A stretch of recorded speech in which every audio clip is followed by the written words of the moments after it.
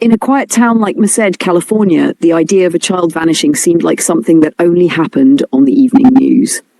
But on December 4th, 1972, it happened, and it didn't just steal one child, it unraveled a family, twisted a life, and left behind scars that would one day fuel a monster.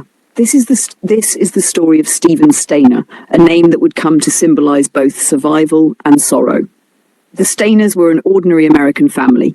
Delbert Stayner, a hard-working man with calloused hands and a quiet presence, and Kay, the kind of mother who kept the house warm and steady. Together they raised 5 children, 3 girls and 2 boys.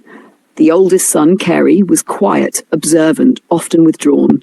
The youngest, Steven, was lively, curious, a little boy with a mop of brown hair and a heart too kind for his own good. They lived modestly in Merced, a small town surrounded by almond orchards where people left their doors unlocked and kids still walked to school alone. On that Monday afternoon, Steven did just that. He left school with the same bounce in his step he always had, but he never made it home. A man approached him, clean-shaven, calm, friendly. He introduced himself as Edward Murphy and said he was collecting donations for the church. He asked Steven if his parents might be interested in helping. Steven, being polite, said his mom probably would. That answer changed everything. "Can you tell me where you live?" the man asked. Steven did. Seconds later, a white Buick pulled up beside them. The driver, Kenneth Parnell, leaned over and unlocked the back door. "Hop in," Murphy said. "We'll talk to your mom real quick." Steven climbed in, and just like that, he was gone. At home, night fell. Delbert and Kay began to worry. They called around, checked with neighbors, nothing. When Steven still hadn't shown up by dinner, panic surged like a tidal wave. Police were contacted, search teams were formed, flyers printed, but it was as if the earth had swallowed him whole. What no one could have known at the time was that Steven wasn't just missing, he was being erased.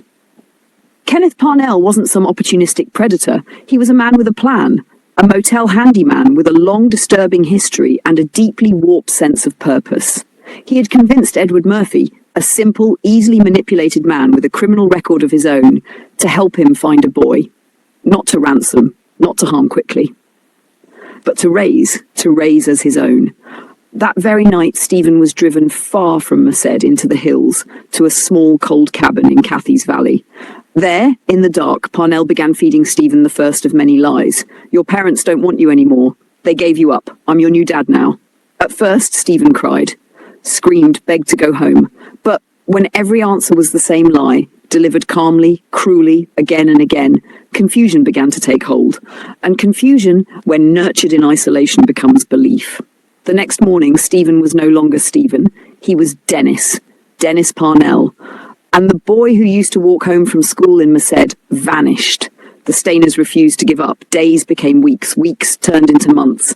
A missing boy's face stared from every milk cart and every community board. But leads dried up. Hope withered. The world moved on. But Steven hadn't died. He was being remade, piece by piece, in the image of a stranger's fantasy. And what he endured over the next 7 years would be beyond what any child should ever face. Yet even in that darkness, a spark survived. And one day, it would become a fire.